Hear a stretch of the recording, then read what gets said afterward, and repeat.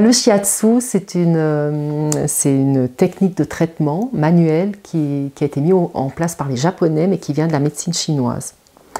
Donc, la médecine chinoise, on va travailler sur les méridiens. Les méridiens, c'est invisible dans le corps. C'est pas le sang, c'est pas les vaisseaux sanguins, c'est pas les nerfs. C'est là où circule vraiment l'énergie. C'est invisible, quoi. Donc, on va travailler par pression des doigts sur ces méridiens. Le soin, il se fait sur un futon, là, comme là où on est installé maintenant, par-dessus les vêtements. Et chaque méridien correspond à un organe, et chaque méridien correspond aussi à une émotion. Donc c'est une médecine globale qui va non seulement toucher le physique, mais qui va aussi toucher tout ce qui est émotionnel, parce qu'à l'origine de toute problématique de santé, c'est quand même l'émotionnel. Souvent, ils ont une demande, ils ont une plainte, soit physique. J'accompagne aussi beaucoup les gens pour la perte de poids, parce que je suis très branchée alimentation aussi. Donc, mais voilà, il peut venir pour des maux divers, hein, des insomnies, des problèmes de digestion, des migraines, des douleurs articulaires, même des cancers ou des scléroses en plaques.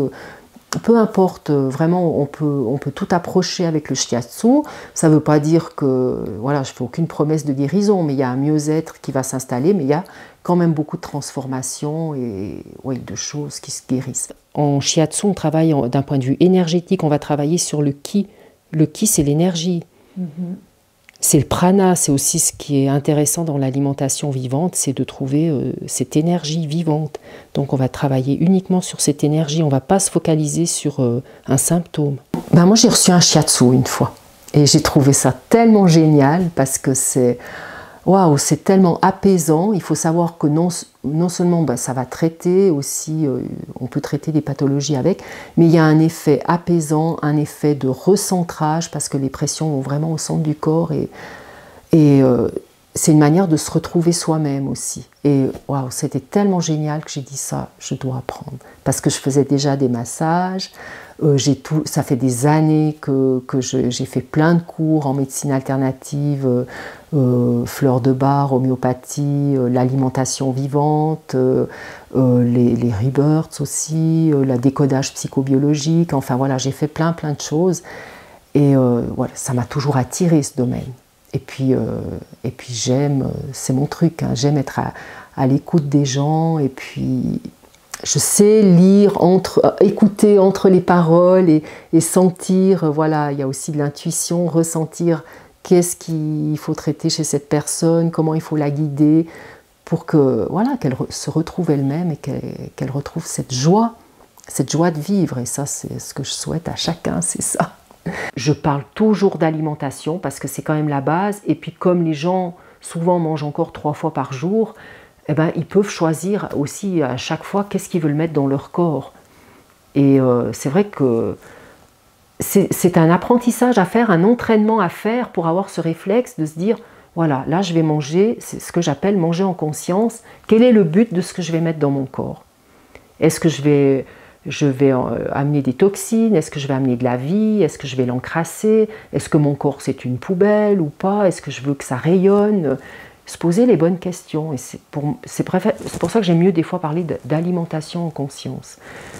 Et alors dès que j'ai soupçonné d'avoir un cancer du sein, j'ai commandé l'extracteur à jus et j'ai commencé à manger du cru parce que je savais que je devais aller dans cette direction, de manger du cru, de faire des jus de légumes et puis la méditation, la visualisation aussi des cellules qui se régénèrent, qui sont guéries et tout. Et ma surprise, ça a été de voir de ressentir cette joie qui montait en moi, voilà.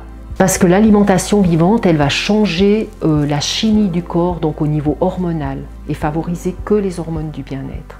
Donc ça peut faire apparaître que la joie, contrairement aux autres hormones qui vont tirer vers le bas et qui vont plutôt amener à la dépression ou au burn-out. C'est pas seulement un effet de mode de dire « Ah ben voilà, j'ai entendu parler de ça, je vais faire ça, c'est un nouveau truc, je vais essayer pour guérir » ou comme ça. Non, c'est les lois du vivant et si on respecte les lois du vivant, on peut être qu'en santé.